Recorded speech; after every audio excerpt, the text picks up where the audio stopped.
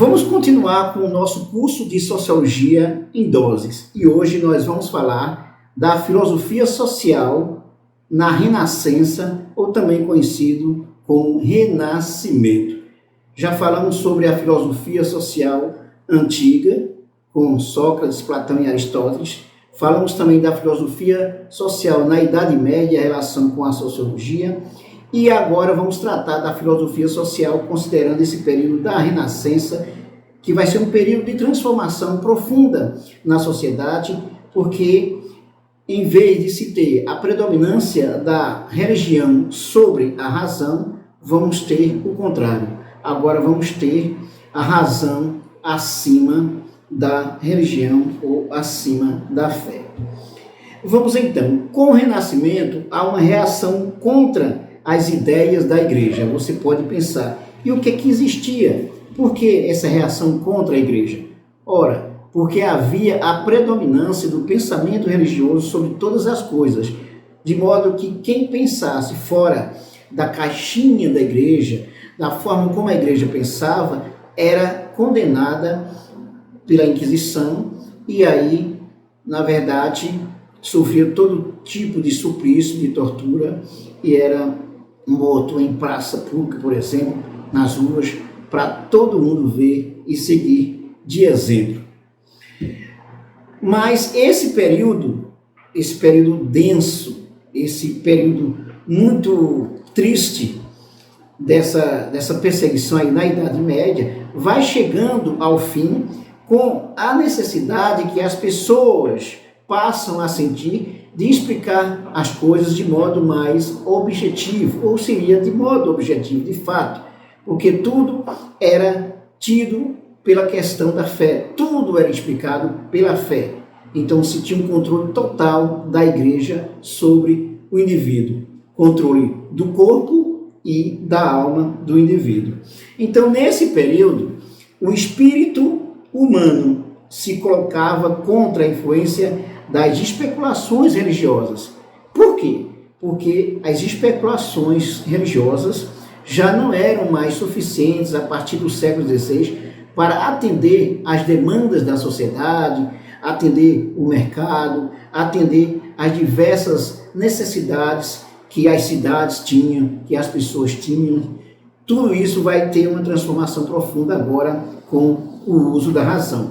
E é interessante levar em consideração o seguinte: para pensar essa mudança aí sobre a razão acima da fé, os indivíduos, melhor dizendo, os filósofos, escritores, os intelectuais, artistas, se voltaram para o pensamento que existia lá na Grécia Antiga, o chamado helenismo, onde predominava o paganismo, predominava a base na razão das coisas. Então, a palavra renascimento está diretamente associada a essa história de nascer de novo, a partir de uma perspectiva que já existiu no mundo antigo, que foi esse mundo que se tentava explicar depois da mitologia, tentava se explicar tudo de maneira bastante objetiva, o máximo possível, utilizando da razão. Daí a ideia do renascimento. Se na Idade Média a razão submeteu-se à fé, na Idade Moderna, com os grandes descobrimentos e o incremento das ciências naturais, a razão ressurge impregnada do chamado paganismo helênico. Então, o paganismo helênico leva-se em conta as crenças no próprio indivíduo, no ser humano, na sua capacidade de construir a sua história. O ser humano volta-se para indagações mais humanas, mais objetivas do que sobrenaturais, embora, por outro lado, se encontrem reminiscências da influência platônica. Nós mostramos que na Idade Média, o Platão e o Aristóteles tiveram grande influência sobre as explicações que se davam naquela época. Mais precisamente o Platão, que vai ter uma perspectiva do ideal, da perfeição na ideia, e aí construir inclusive um estado imaginário regido pelos filósofos, pelos intelectuais. Essa influência de Platão aí vai ser forte na Idade Média com Santo Agostinho, e também ainda vai ter resquícios dela quando começa a surgir o Renascimento, ainda tem resquícios dela com alguns filósofos, como por exemplo Tomás Moro, Tommaso de Campanella, esses teóricos, como o Francis Bacon também, vão ter uma influência platônica, só que você já vai percebendo aí um desprendimento dessa perspectiva platônica e voltando mais para a realidade. Muito embora se tenha ainda uma perspectiva idealista de um mundo ideal, mas que já se pensava nas questões sociais. Então nós temos, são teóricos dessa época, o Tomás Moro, de 1476 a 1535, que escreveu a obra A Utopia, que nós vamos falar sobre ela. A palavra utopia está diretamente associada aí à ideia de que um lugar que não existe significa, na verdade, isso. O Francis Bacon, que viveu de 1650 a 1725, ele escreveu uma obra Novo Organo, e também o Tommaso Campanella, de 1568 a 1639, que escreveu uma obra chamada A Cidade do Sol, ou Civitas Solis. Vamos entender os principais pontos dessas obras, desses teóricos. Esses três teóricos, eles vão perceber a problemática social, as questões sociais já existentes, e vão pensar numa sociedade justa, numa sociedade perfeita. Temos aí uma perspectiva ainda platônica, mas há um dado interessante aí. Nós já temos uma visão humanística, com uma preocupação, por exemplo, com as mazelas sociais e a necessidade da igualdade social, de justiça social, do bem viver. Do mesmo modo que Platão, esses autores constroem projetos artificiais e arbitrários de sociedades que nunca existiram. Por que constrói projetos artificiais? Porque, na verdade, uma cidade, por exemplo, que não existe, um mundo que não existe. Só que se pensava esse mundo que não existe no sentido de dar resposta aos problemas da sociedade vigente. E arbitrários, porque de certa forma ainda tinha um tom de arbitrariedade, de certa forma de autoritarismo. Aí a perspectiva platônica que vai influenciar, na verdade, os estados totalitários, como já falei em outro vídeo.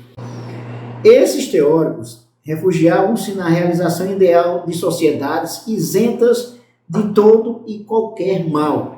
Já se percebia o mal que existia na sociedade, os grandes problemas que existiam na sociedade, então se pensava numa sociedade ideal. Daí uma perspectiva platônica.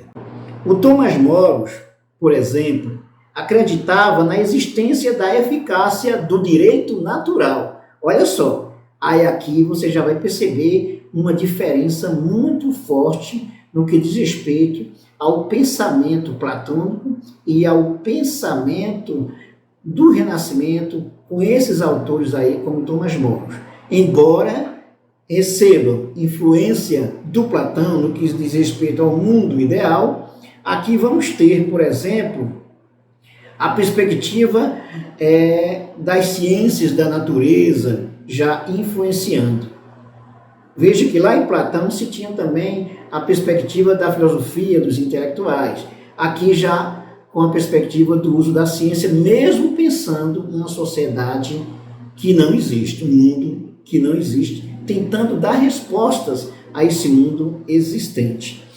Então, Moro defendia a aplicação da moral dos padres da igreja na organização da sociedade em geral e da sociedade inglesa em particular. Aí você percebe ainda a influência da religião, mas não tão radical quanto anteriormente. Temos ainda, assim como se diz, um pé na perspectiva religiosa, mas tentando dar resposta aos problemas existentes, tentando trazer alguma coisa de forma mais efetiva, podemos dizer assim. Aqui a gente percebe que há um pé ainda na religião, mas um pé na perspectiva do uso da razão, mesmo pensando numa sociedade ideal. A utopia do Thomas More divide-se em duas partes. A primeira parte, essa primeira parte dedica-se às mazelas sociais. Aí a perspectiva, a visão dos graves problemas da sociedade, das mazelas da sociedade, como pobreza, miséria, violência. Então, como essa sociedade estava ainda muito forte, esses problemas, então, esses teóricos, a partir dessa perspectiva, ainda com o pé no platonismo, vai também utilizar uma capacidade lógica, a capacidade do uso da razão, para trazer respostas, apresentando uma sociedade ideal para um mundo concreto, um mundo real. Ele também, o segundo ponto, é que descreve uma sociedade ideal comunista. Sim, eu farei comunista, não entenda o comunismo no sentido negativo do termo, como os conservadores, a direita, têm costume em utilizar. A ideia de comunismo vem desde os primórdios da humanidade no sentido de resolver os graves problemas da sociedade. Então, comunismo porque pertence a todos. Então, era isso. Por isso que, inclusive, ainda na primeira perspectiva, aí, considerando as mazelas sociais, o primeiro ponto, se percebia que as mazelas sociais estavam diretamente associadas também à questão da propriedade privada. Então, veja que já há uma crítica social presente aí na obra. Então, o segundo ponto descreve uma sociedade de ideal comunista, no sentido de buscar igualdade social, justiça social.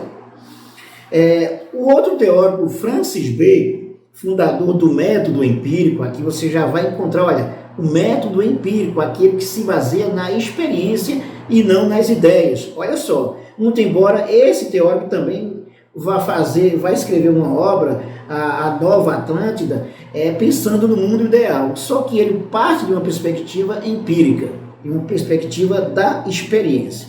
Então esse teórico ele é o fundador do empirismo, com a obra Novo Organo, sob a influência de Thomas More, por exemplo. Ele idealiza a Nova Atlântida, que é uma ilha situada nos mares do sul. Essa ideia da Nova Atlântida. Essa ilha seria governada por um sábio legislador que consegue fundar uma sociedade próspera, feliz, onde os laboratórios, inventos e descobertas têm um fim primordial de proporcionar uma existência calma e sem agruros, sem sofrimentos. Aí veja, perspectiva empírica, cria uma obra idealista, mas com o pé no uso da razão, no uso da objetividade. Então aí temos a perspectiva do Francis Bacon.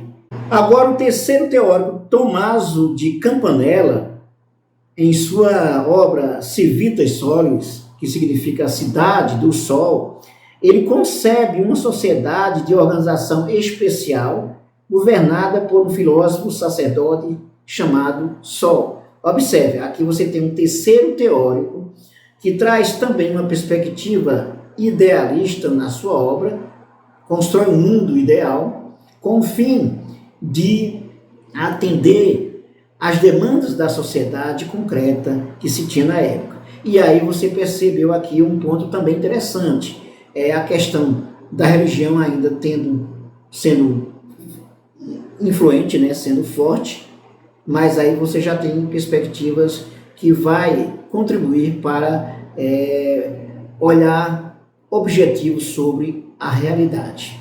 Tommaso de Campanella, em essa sociedade chamada, Cidade do Sol, concebe uma sociedade de organização especial governada por um filósofo sacerdote chamado Sol. Então está aí o conhecimento, a filosofia e a religião ainda caminhando junto.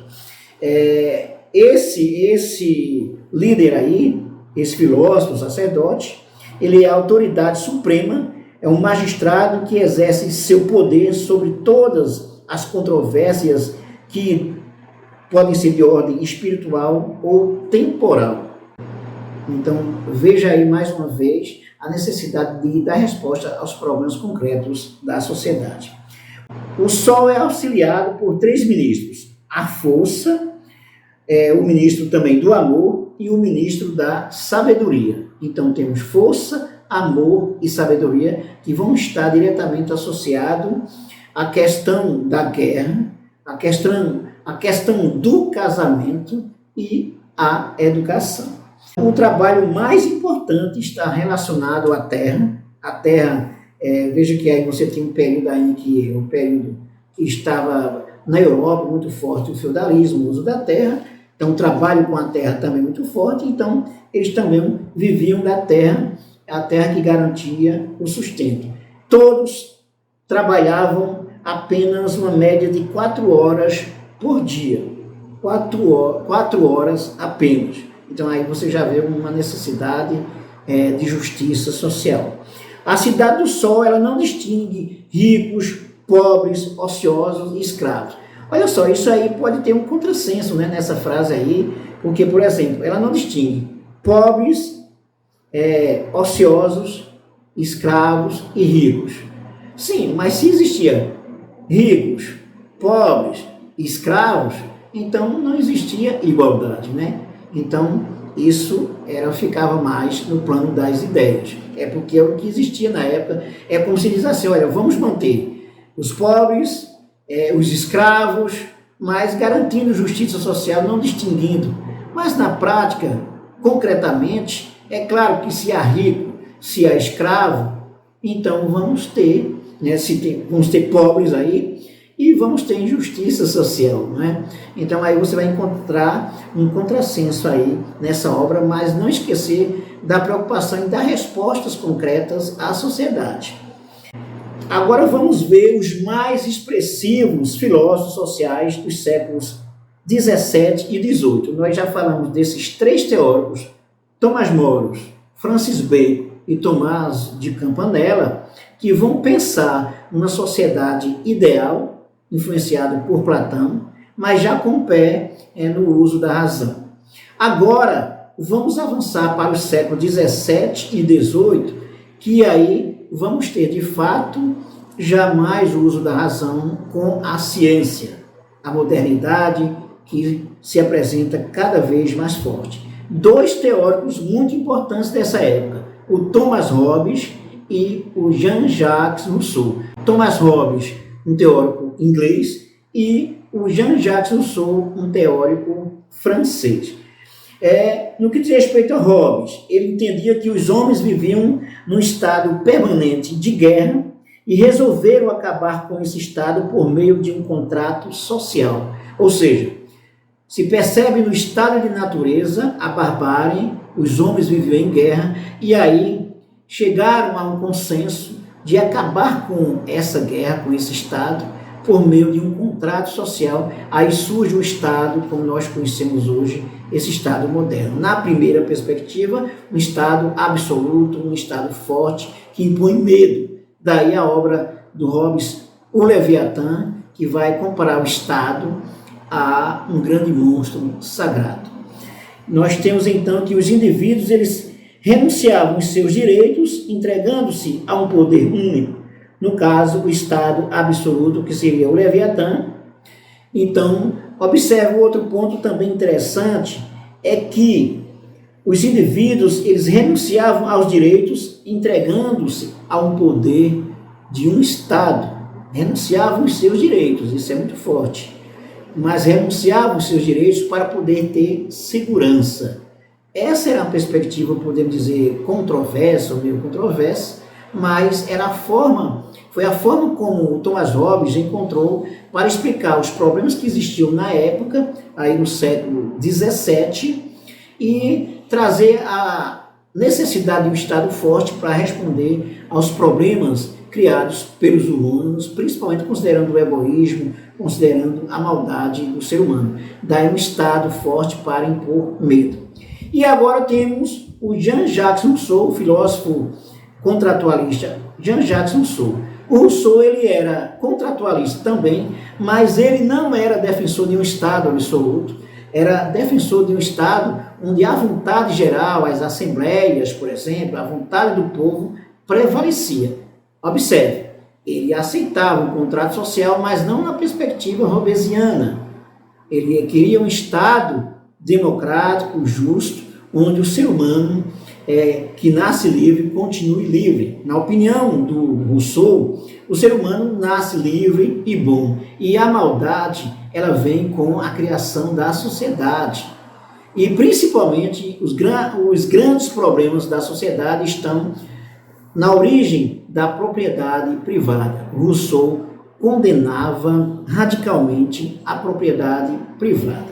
Portanto, temos aí dois teóricos importantes aí do século XVII para o século XVIII, que vai já trazer uma perspectiva bastante importante, uma perspectiva com o uso da razão. Aí nós temos a época aí chamada iluminismo, daí a razão, o iluminismo seria a luz do mundo, e aí essa perspectiva iluminista, ela mostra-se completamente afastada da perspectiva idealista dos filósofos anteriores e da perspectiva que se tinha do predomínio da religião.